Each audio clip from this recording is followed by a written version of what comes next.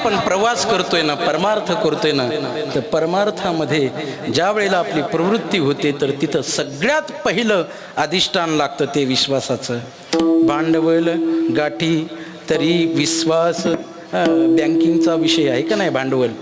मी सुरुवातीला पत बोललो क्रेडिट, पुन्हा आणखीन हे भांडवल आलं. असं कसं काय व्हायलं की समोर माणसं तेच बसलेत म्हणून बँकिंगचाच विषय येतो की काय आज. भांडवल आहे की नाही. परमार्थाचं भांडवल आहे विश्वास. आणि विश्वास जर परमार्थात नसेल तर त्या परमार्थाला कवडीची किंमत आहे बघा. त्या अहो प्रपंच होत नाही विश्वासाशिवाय. तुमचे आमचे सर्वांचे प्रपंच कशावर चालू आहेत. विश्वास आहे म्हणून तर चालू आहेत. अहो आपलं प्रत्येक दिवसाचं जगणं हे सर्व विश्वासावर चालू आहे. गड्याचा मालकावर विश्वास, मालकाचा गड्यावर विश्वास, मुलाचा बापावर विश्वास, बापाचा मुलावर विश्वास, आईचा सासूचा सुनेवर विश्वास, सुनेचा हे शब्द आले की का मनानंच हसायला सुरुवात झाली. इकडे महाराज तर लय हसतायत. सासू सून, आणखीन पुढे यायचंय मला. नवऱ्याचा बायकोवर विश्वास आणि बायकोचा नवऱ्यावर विश्वास. विश्वासानं सर्व काही चालू आहे. परमार्थात तर मुख्य लागतंच विश्वास, पण प्रपंच देखील विश्वासाशिवाय होत नाही. तिथं संशयाला जर का थारा असेल तर तो प्रपंच देखील पुढं सरकत नाही. आज मला वाटतं कालच्याच वर्तमानपत्रामध्ये पुणे आणि पिंपरी चिंचवड या दोन्ही शहरामध्ये मिळून दिवसाला 10 ते 11 घटस्फोट होत आहेत बघा. हे घटस्फोट हे कशाचं कारण आहे. अविश्वास आहे का नाही, संशय. आणि हा संशय प्रपंचात असल्यावर कसा प्रपंच होणार आहे, प्रपंचाचा गाडा कसा पुढं सरकणार आहे. असंच एक कुटुंब होतं शारंग महाराज. लग्न झालं तसं ती बाई काय त्या नवऱ्याला बरं बघायची नाही. सारखं खाली वरी. ड्युटीहून येत असताना थोडाफार उशीर झाला. इतका वेळच का झाला, कसं कायच उशीर लागला. घरी येण्याची वेळ तर अगोदरची अर्धा तास कुठं. किट्ट झालं त्याचं डोकं. 10 वर्ष निघून गेले. 10 वर्ष त्याला असं वाटत होतं ज्या दिवशी डोक्यावर अक्षदा पडली त्या दिवसापासून जीवनातला सुख हा शब्दच निघून गेला. कारण की हे संशयी लोक जे आहेत ना, हे लोकच नाही तर परलोकात पण काय करतात ते दुःख देतात. अज्ञश्च अश्रद्धधानाश्च संशयात्मा विनश्यती नायम लोकस्ति न परो न सुखम संशयात्मनः. न लोक न पर, या लोकातही नाही आणि परलोकातही नाही. ते कधीच सुख पडू देत नाहीत. रात्रंदिवस त्याच्या पाठीमागं हे दुःखच दुःख होतं. 10 वर्ष लोटले प्रपंचाला. एक दिवस त्या बाईनं कडाक्याचं भांडण केलं. संशयी बायको. ती म्हणली बघा कसं तुम्ही प्रपंच चालवता, पोरग इथंच ठेवते, जाते म्हणले मी माहेराला. हे मी 2004-05ची गोष्ट सांगतो. त्यावेळेला मोबाईल साधे होते. ती बाई गेली ना भांडण करून घरी. भावाला बोलून घेतलं, लगेच गेली घरी. आता घरी गेल्याच्या नंतर रात्र झाली, जेवायला बसली. जेवण काय जात नव्हतं. तिच्या डोक्यात एकच सल होती.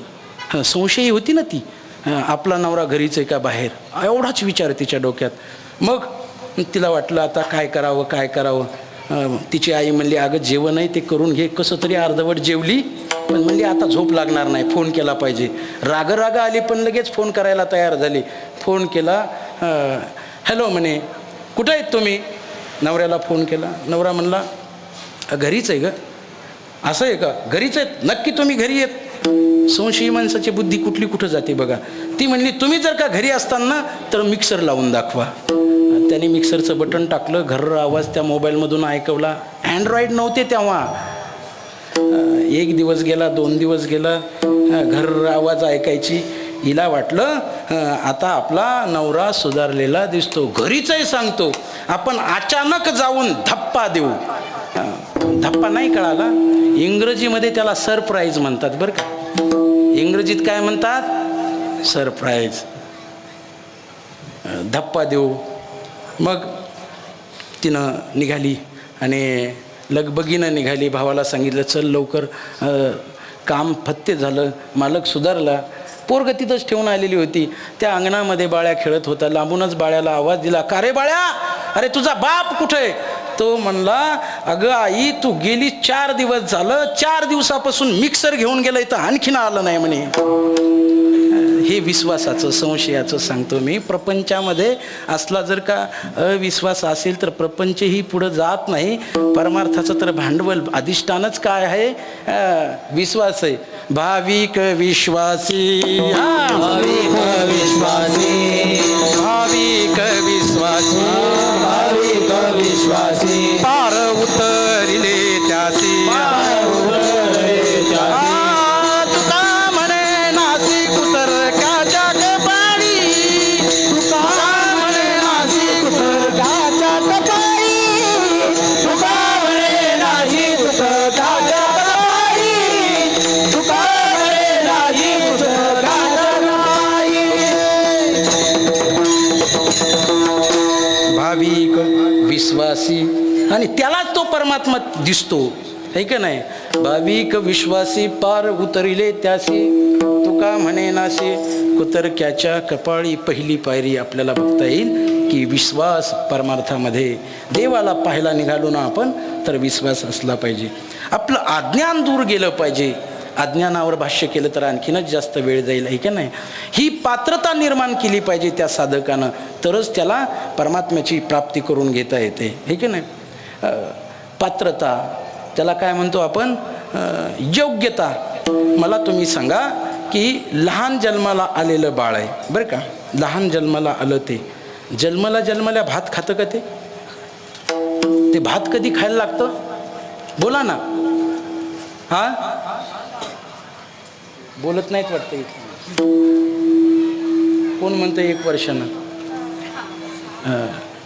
अहो ते पोरगं भात कधी खायला लागतं माहिती आहे का? त्याला व्यवस्थित दूध पचवता आलं की भात खायला लागतं. मला योग्यता सांगायची. दूध पचवता येणं ही योग्यता निर्माण केल्याशिवाय त्याला भात खाता येत नाही.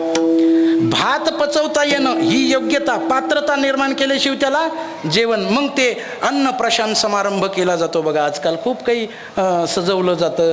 अतिशय घरामध्ये आनंदाने अनेक पदार्थ करून त्या मुलाच्या पुढं ठेवले जातात. ही योग्यता.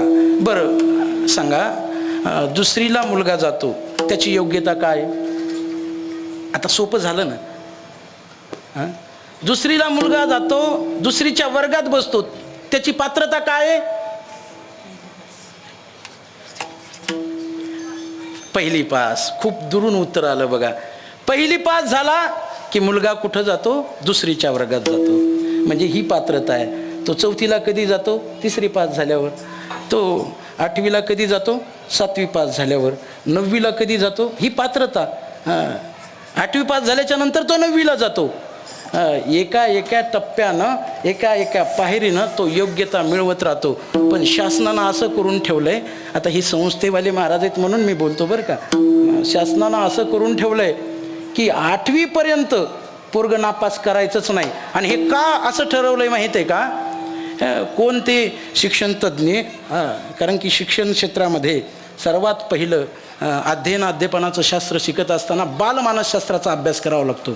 हे का बोलतो मी? तेच करतोय म्हणून. मी म्हणजे संस्था तर चालवतो, पण मी त्यातलाच आहे असं मला सांगायचं नव्हतं, पण सांगायची वेळ आली. काय झालंय? शिक्षण व्यवस्था इतकी खिळखिळीत होऊन गेली. थोडंसं सामाजिक पण या भान समाजामध्ये देणं गरजेचं आहे. कारण की येणारी पिढी आपण अशी काही घडवतोय की त्या पिढीच्या हातात एक तर असं साधन गेलंय, ते म्हणजे मोबाईल.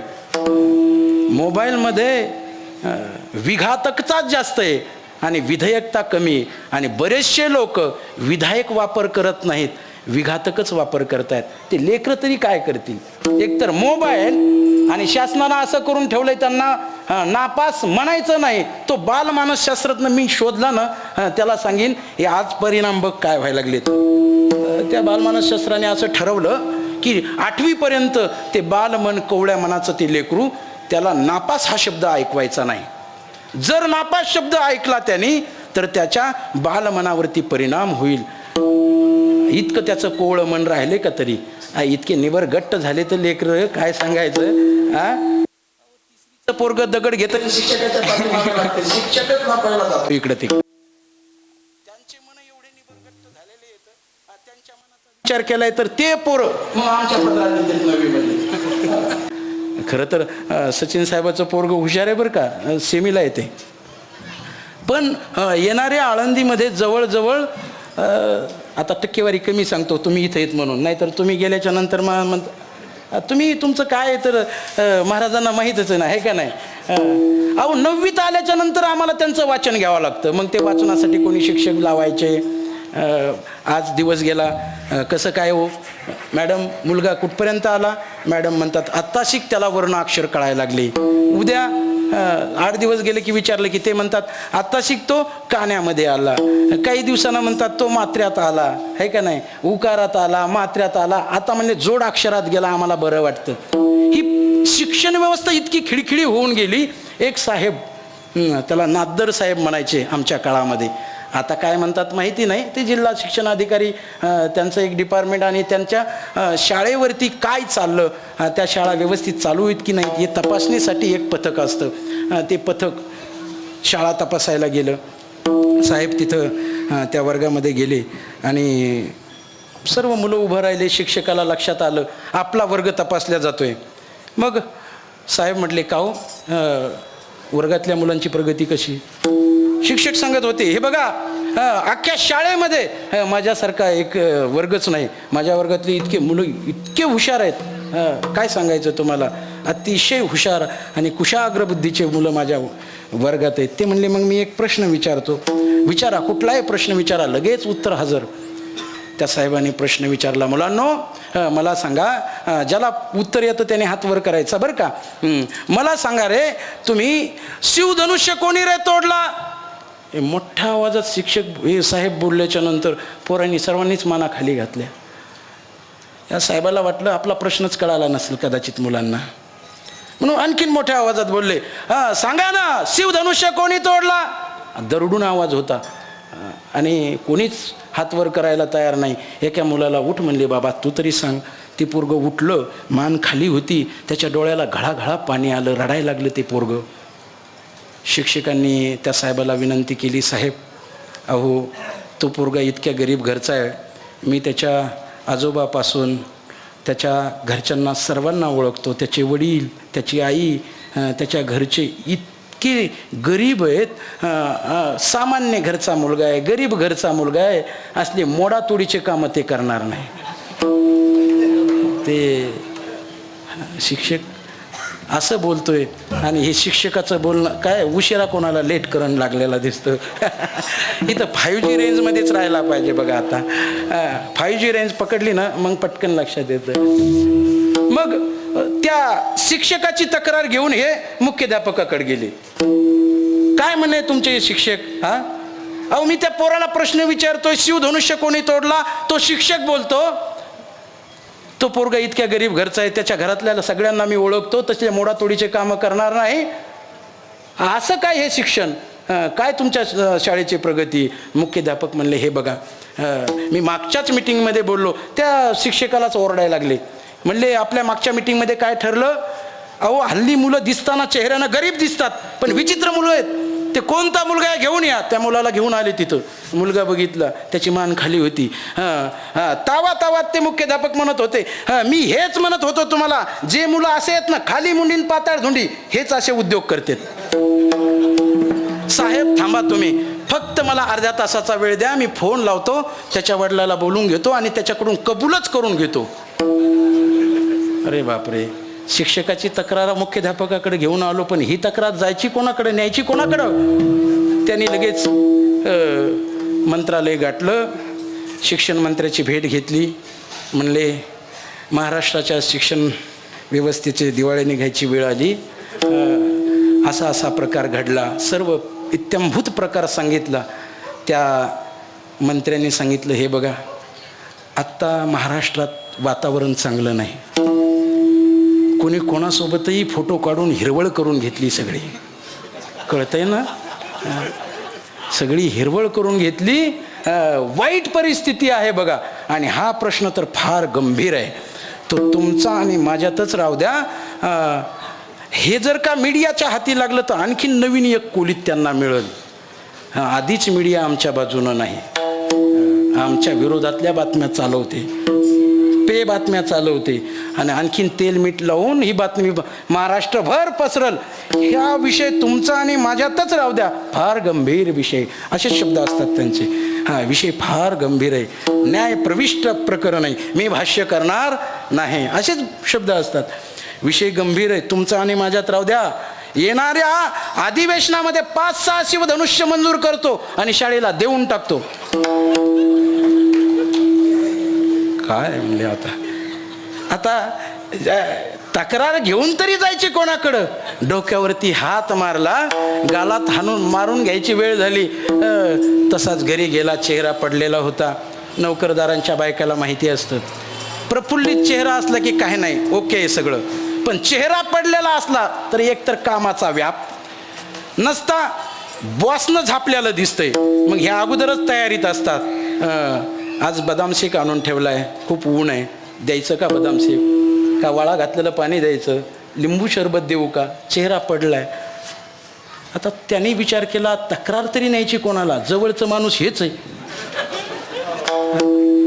म्हणून सांगायला सुरुवात केली. काय खरं नाही ग, महाराष्ट्राची शिक्षण व्यवस्था खिळखिळीत झाली. बघ ना, एवढं मोठं बजेट शिक्षणावर खर्च केलं जातं आणि काय परिस्थिती आली. मी शाळेत गेलो, त्या शाळेमध्ये त्या पोराला प्रश्न विचारला, ते पोरगं रडायला लागलंय. शिवधनुष्य कोणी तोडला असं म्हटल्याच्या नंतर हे सगळं प्रकरण त्या बायको पुढं सांगितलं. मन मोकळं करणारं जागा तीच असते, आहे का नाही? तिला सांगितलं.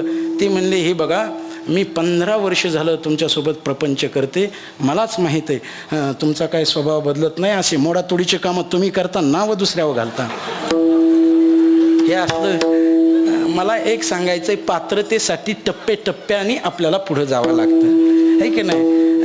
11वीत जो विद्यार्थी जातो त्याला 10वी पास व्हावं लागतं. तसं देवाला पाहायचंय तर काहीतरी परीक्षा आहे की नाही, काहीतरी टप्पे आहेत का नाही, काहीतरी उंची आहे का नाही, त्या आपल्याला उंचीवर जावं लागतं.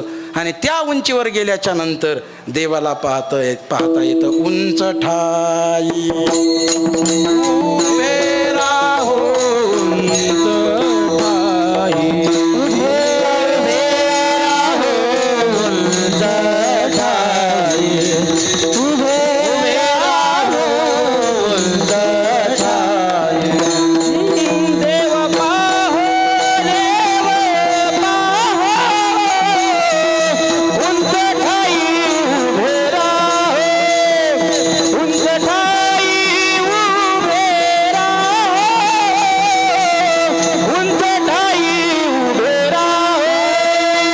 देव पाहो, देव पाहो, उंच ठाई उभे राहो, उंच ठाई उभे राहो, उंच ठाई उभे राहो. देवाला पाहायचंय ना, तर आहे त्या स्थानावरून देवाला पाहता येत नाही.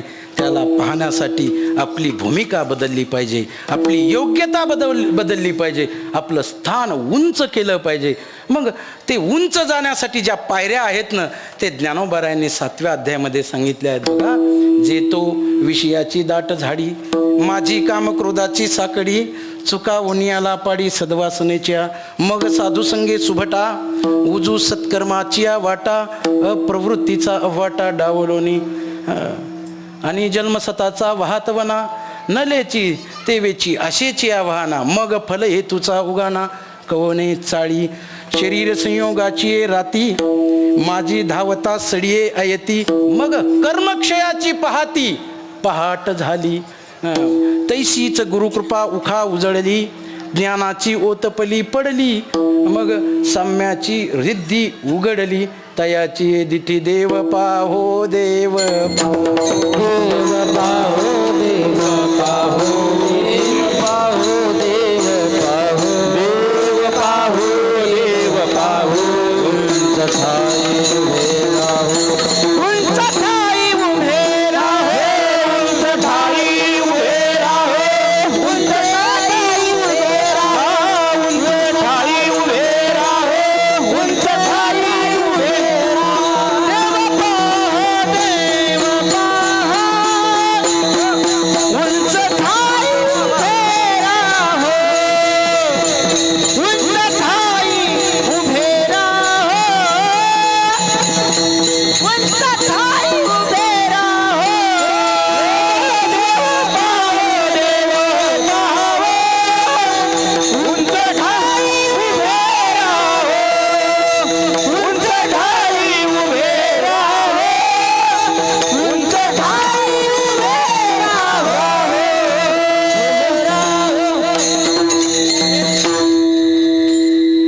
ऐसी गुरुकृपा उखा उजळली, ज्ञानाची ओतपली पडली, तया साम्याची रिद्धी उघडली, तयाची दिठी त्याला देव दिसतो.